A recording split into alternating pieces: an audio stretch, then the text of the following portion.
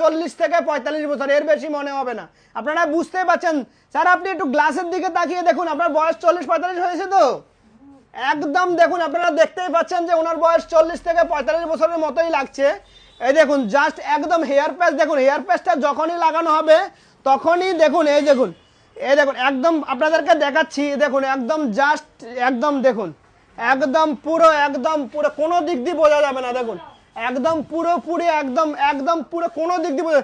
Sir আপনি কোথা থেকে এসেছেন বললেন? বীরভূম রামপুরহাট থেকে এসছে। আপনারা বুঝতে পারছেন স্যার এসছে আমাদের কাছে বীরভূম থেকে। আমরা যেটা ভিডিওতে বলেছিলাম যে আসবে, যেখান থেকে আসবে, যার থেকে আসবে, যেখান থেকে আসবে জাস্ট 5000 নেওয়া হবে।